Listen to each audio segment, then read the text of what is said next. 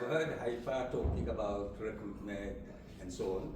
So my topic sits in very well with hers, where we will be moving from a business model of recruitment to an educational model.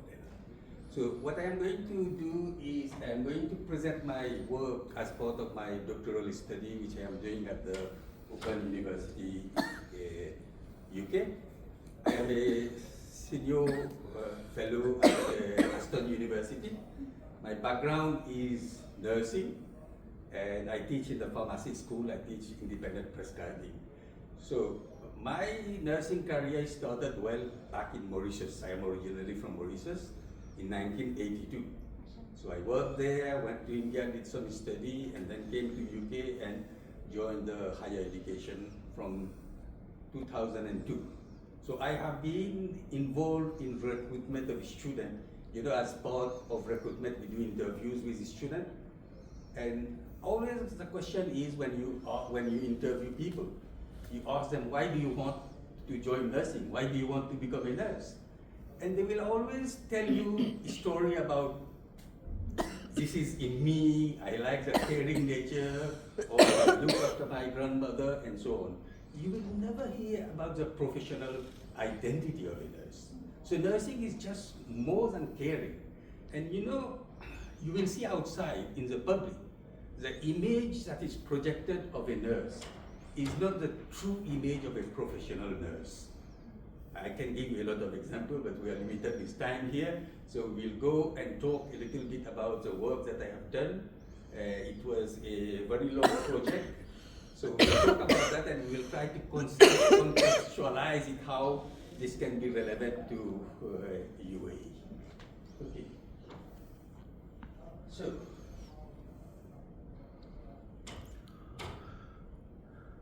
So like I mentioned, traditional way of recruitment, the same thing, it's a business model. When you go to UK, you will see even on the buses, it is advertised, BSc Nursing, university name, and so on. But I think that it is very important to look at this from a educational perspective. So if someone knows what is the real nurse, a professional nurse, I teach, like I said, independent prescribing. So nurses who are advanced practitioners, they come on my course, they do the independent prescribing, and they can prescribe medication, same like a doctor is prescribing. So they will do the assessment of the patient, make the diagnosis, and then generate a prescription. So this is what is professional nursing identity. So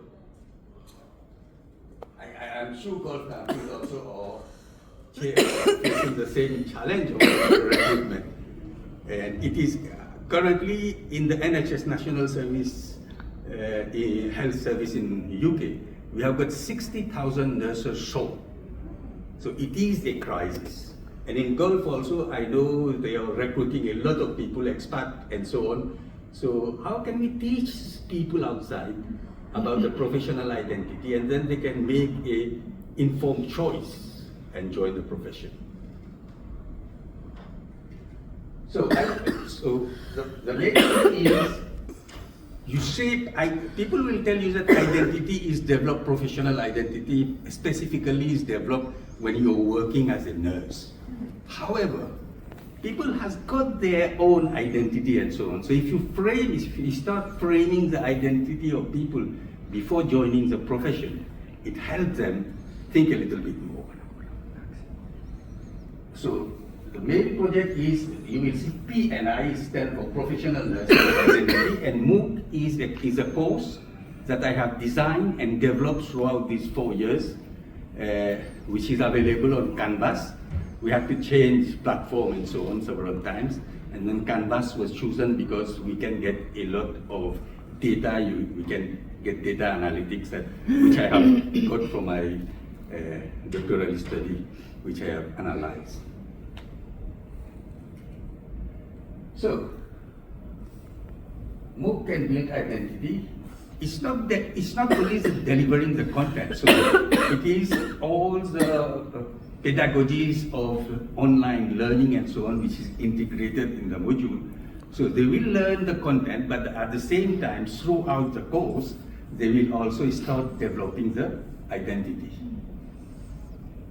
So why massive open online course? We heard from Haifa, they are doing all the recruitment strategies, going through online and all this. MOOC is something which is, I believe in education should be available free of charge and should be accessible to anyone in the world and free of charge.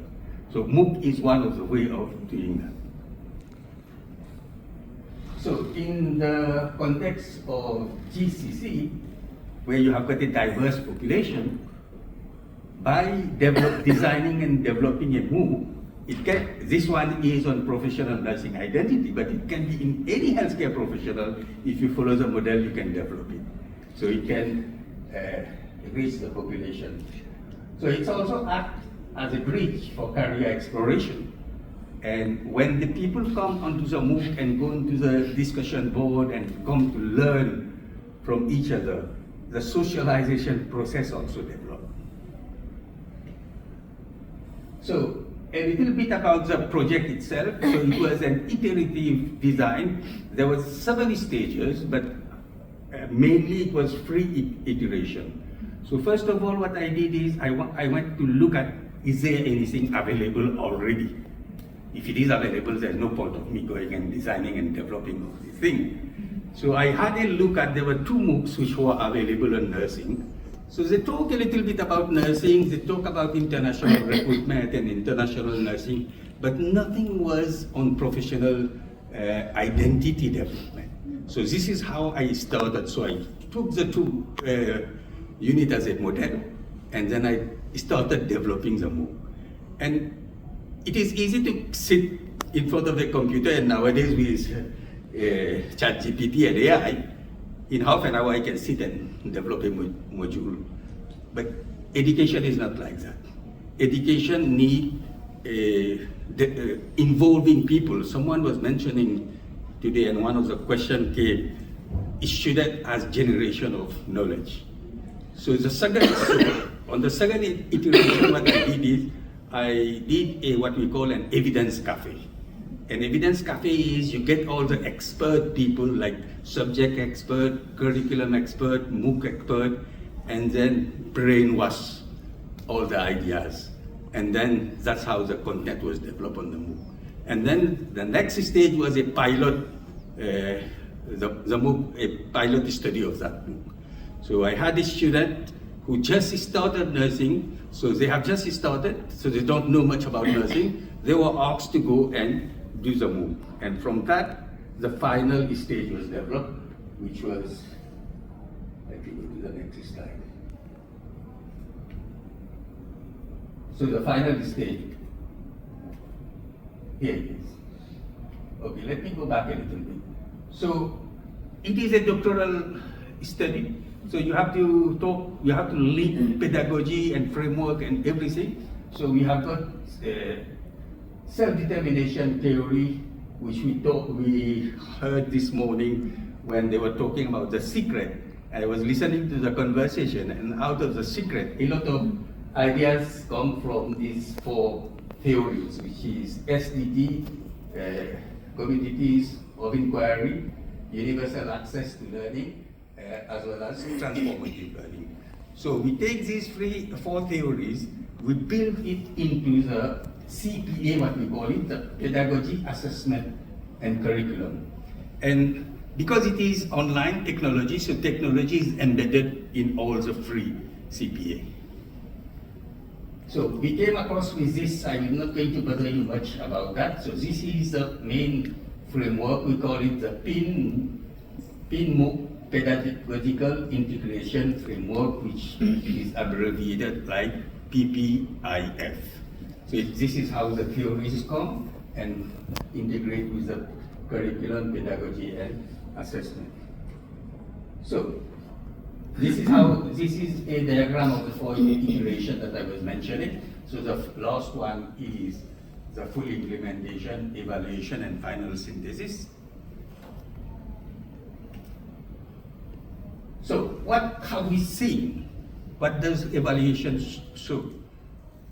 So mainly there was weekly course narrative and case studies, case discussion that the student has to work through and this helped them develop their professional identity.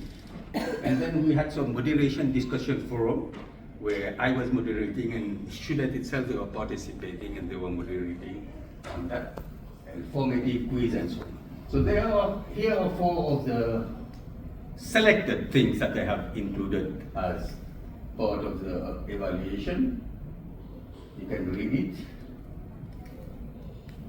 So it was a mixed method, pre and post survey that we did, and then forum data and interviews, and then this is Rien and Kirkpatrick is a framework that we use for evaluation, and then there was about 91% reported a positive impact on career and professional development, which was quite good.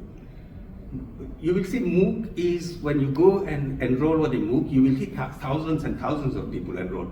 Unfortunately, this is something that I have developed by myself. Canvas is something freely available. So I negotiated with Canvas to enroll about 200 students. So I had about 120 who was enrolled. And then we did who completed, but not all of them completed. So the mindset of people in the MOOC was shifted. So we had enhanced understanding of nursing identity, which it helps people now to decide, is this profession for me? And then reflection is a very important aspect of our profession. And even when you are a nurse, you will have to continuously reflect and then get your registration and so on.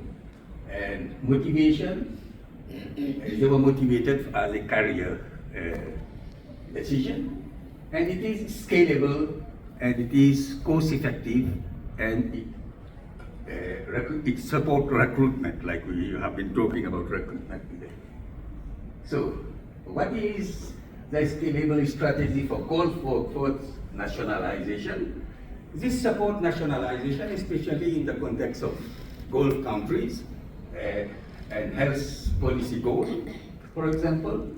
And it also engages diverse multilingual learner base, which is a case here as well in Gulf.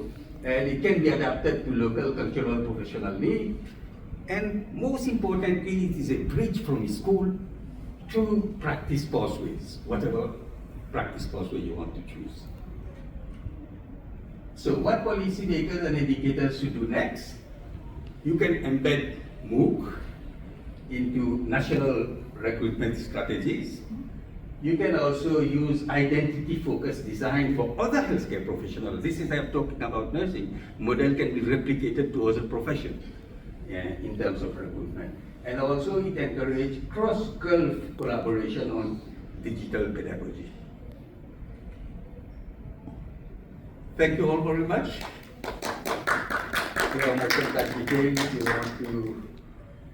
If you want to, the floor is open to questions.